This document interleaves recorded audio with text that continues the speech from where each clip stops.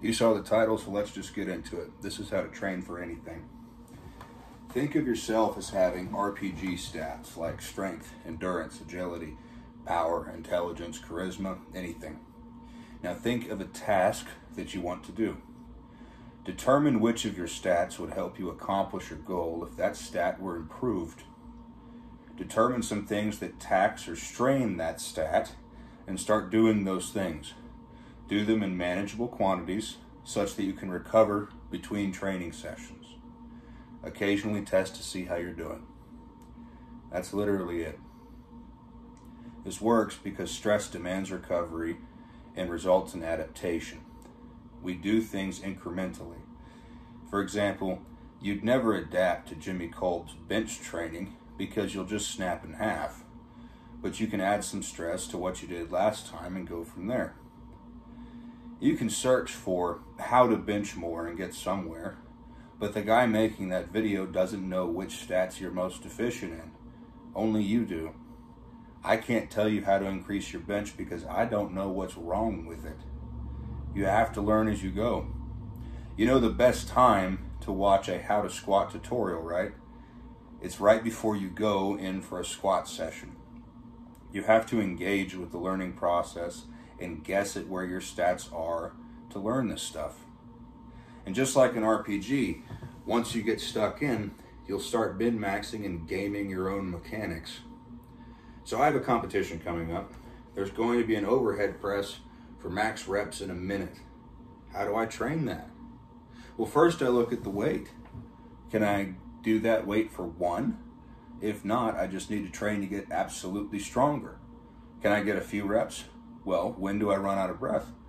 Will my muscles start burning? Which muscles?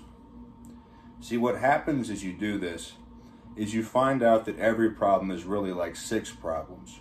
You may set out to improve strength for a specific goal, but end up training explosive capacity across one movement pattern, and endurance in another muscle group, and flexibility in another one. Every goal has a certain stat check. We target stats with training modes, and we force them to improve with progressive overload within a given mode. How do you figure out the mode? Well, the mode by definition is the thing that when you overload it, the stat improves. We start out with what works for most people and personalize from there.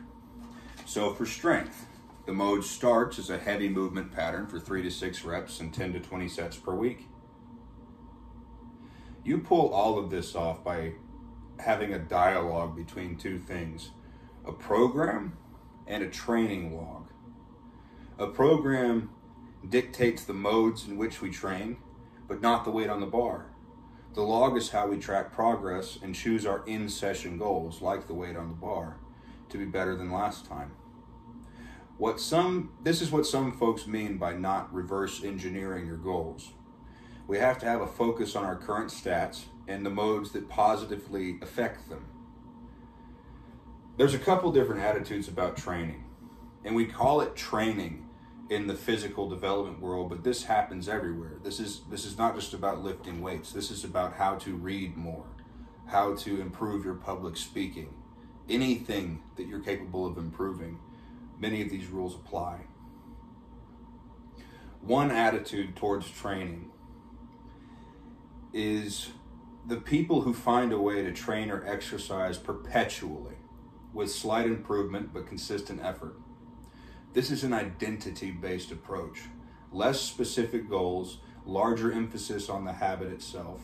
For some people, the habit and its perpetuation is the goal. I'll never let myself get to that weight again type of people. This is where you see perpetual systems of exercise and training.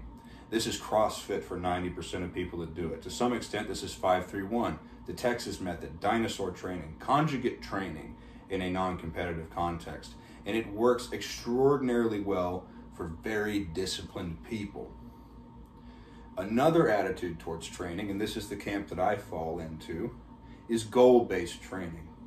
I find that most people that aren't grinding for its own sake, for them specific short to medium term goals have a greater psychological potency.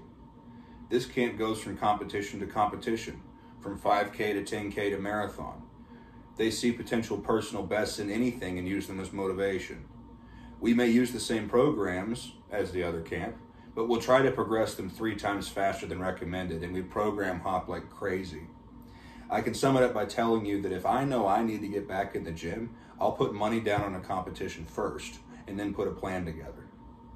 I think most people start out this way, and the hope is that you eventually turn into the first camp of identity-based trainees and don't need short-term goals anymore.